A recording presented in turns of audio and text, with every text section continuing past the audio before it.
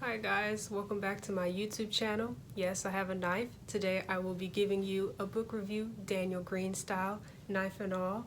Welcome to the Convent of Sweet Mercy. I will be reviewing the book of the Ancestor series by Mark Lawrence. Actually, no, I lied. I'm a bit of a weenie, so I will not be reviewing this book series with a knife in my hand, but I will still be reviewing Book of the Ancestor Trilogy by Mark Lawrence, which I read the past few weeks, and I definitely enjoyed it. I highly recommend this series also if you had tried his previous trilogy, such as the Broken Empire trilogy, which begins with King of Thorns.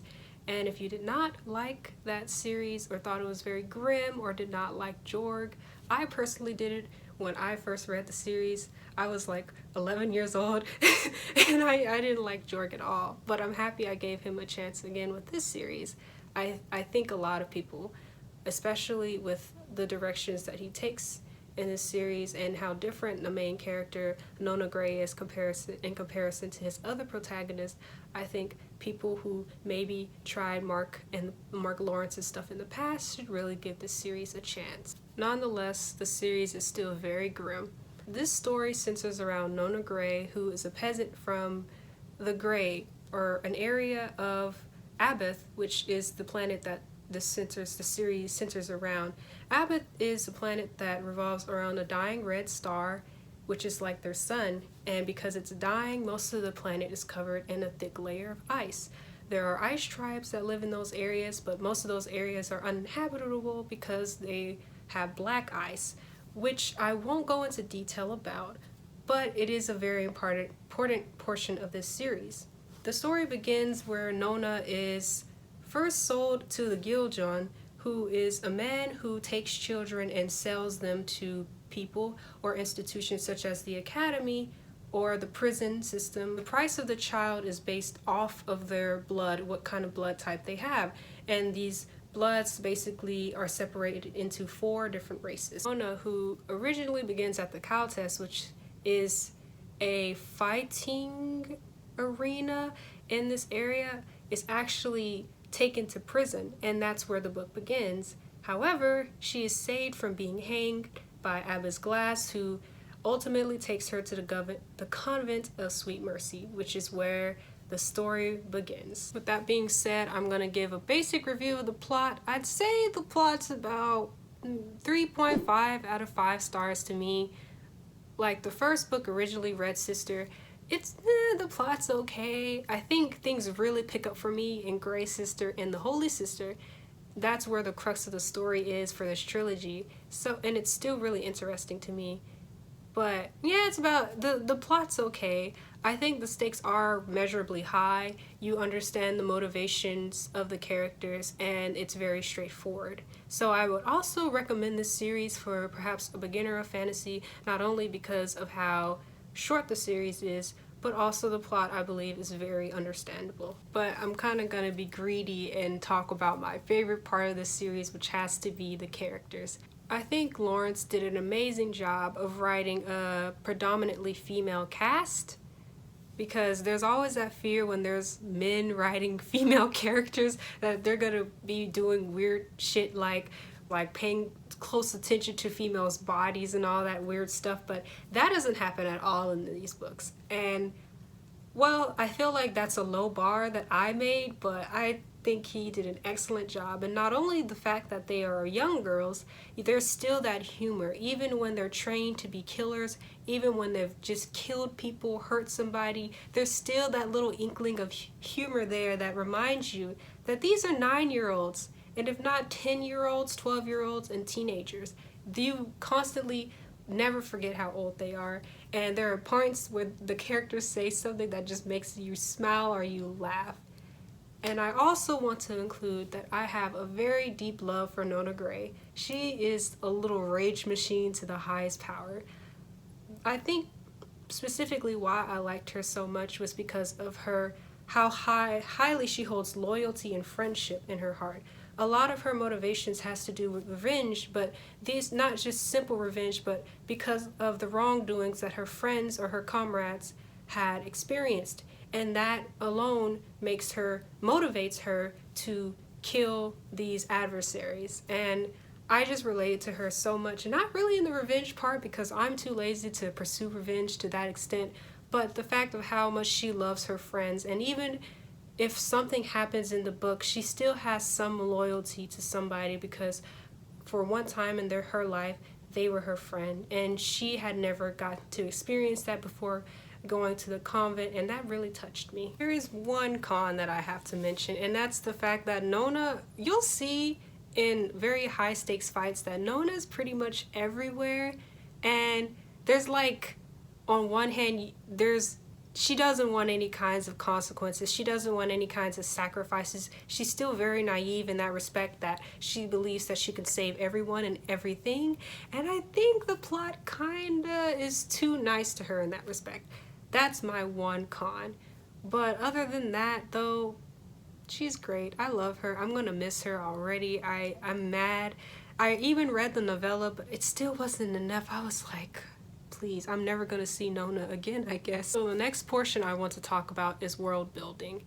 And I will say in the first book, the world building is a little confusing. And that's why perhaps Red Sister was my lowest ranking compared to Grey Sister and Holy Sister. I feel like for the first book, it was very unclear, but things really clear up in the second book, which is why I love Grey Sister so much, because it expands the scope of the story and talks about no longer just the conflicts going on at the convent, but now it's including the whole world. He really like expounds on just the world and the culture surrounding, you know, where our little protagonists are in this world at the moment. But I will say, with world building, I felt that there is a lack of explanation in terms of the other cultures in this world. For example, they mention the Sith Rolls, the people of the Dern, and the Ice Tribe.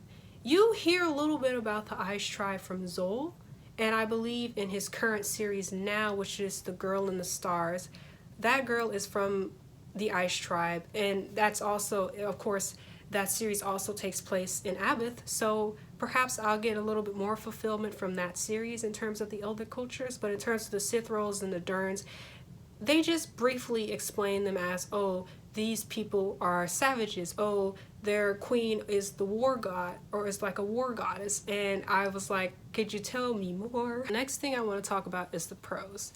The prose in Lawrence's books, especially because I read his books when I was younger, or the first two in the Broken Empire series when they came out, and I believe in middle school at that time. Obviously, it was pretty simple to understand.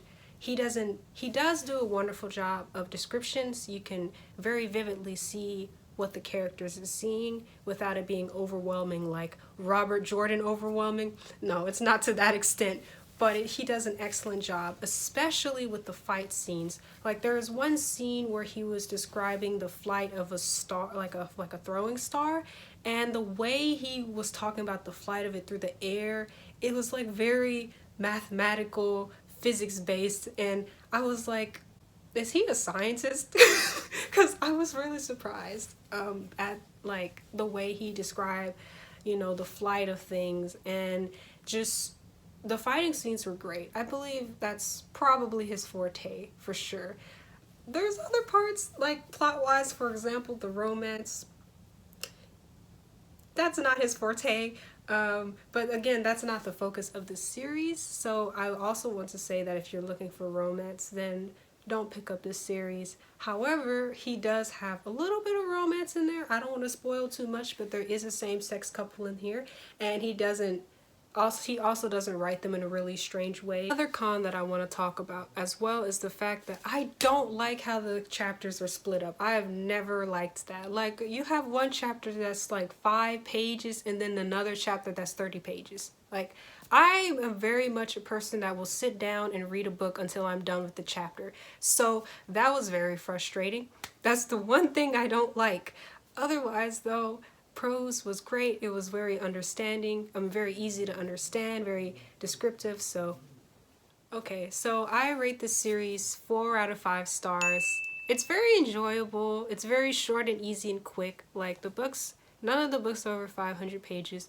The last book is exactly 300 pages. So really, if you're a very hardcore fantasy reader and you read really fast, because I'm a slow reader, you would probably knock off this series in about a week and a half. Like, go for it. It's worth the experience. I believe it's very unique. The premise alone is very interesting. Mark did, again, an excellent job in, creating this ice world, these characters that you really grow attached to very quickly. And I really want to read his other series that's set in the same planet, especially if he goes into the other cultures. Like, please, God, I just want to know more about them, especially the Ice Tribe. So yeah, I'm going to go into the spoilery area.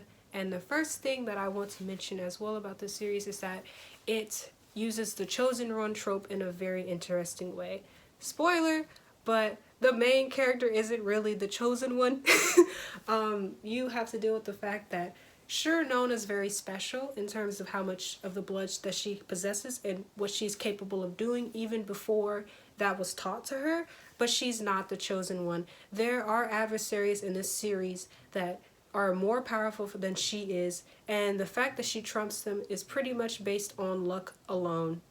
So I thought that was really interesting. Like, you're used to the main character growing to be OP and like the god, but no, that doesn't really happen in the series, so that was really unique. I also want to go into the fact that I literally thought she was gonna die at some parts. Like, I was really about to be like, deuces, Nona. There are 3 other characters that are very prominent in the plot, so.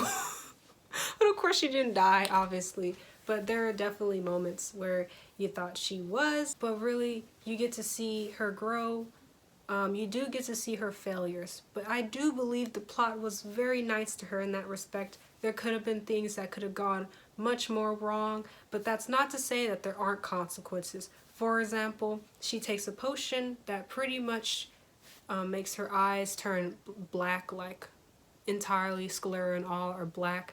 So, and that stays with her for most of the series, along with the fact that at the end of the last book, something happens and something becomes a part of her, and that stays along with her for most of the books.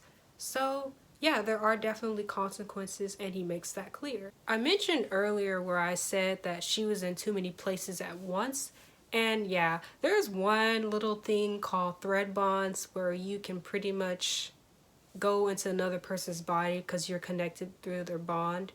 I feel like that was kind of a cop-out. Like, it was really interesting as a concept, but I feel like had that not existed, things wouldn't have happened the way they would have happened. Literally, like, that saved so many people's lives, and I just was like, but it's okay. I mean, it's not a perfect series. It has to have a happy ending in its own way, but yeah, I just felt like that was okay. I also had a little bit of a gripe at the ending. I just want to say that ending gave me mad Naruto vibes. Like, when there's that fight and he tried to control the moon. I'm sorry, that's all I could think of. And the way it ended, it was so fast. Like, again, I feel like if the books would have been a little longer, I think Mark could have made things a little bit more believable, a little more high stakes. But again, I mean, these are just my cons, my little pet peeves, but still a wonderful series. One last positive thing. So there's the ending of Grey Sister. Imagine you walk up to a castle and it's a ballroom party and you have all the lords, all the rich people, everybody's there gathered in this emperor's palace, and everyone looks nice. There's nice food, there's big halls with chandeliers, and people are dancing, and violence. Violence suddenly happens. That is probably my favorite arc. Like, the fact that he had a ballroom fight, like, and the way he described it, and just everything that happened, y'all. Okay, Holy Sister is my favorite book in the series, but the end of Grey Sister, fire. That's my review. So if you lasted this whole way, I thank you very much. I appreciate it. I will be coming out with more content in the near future, more bookish thoughts, more bookish things, more stupid costumes, whatever I can think of. But yeah, please comment, like, or maybe even subscribe to my channel.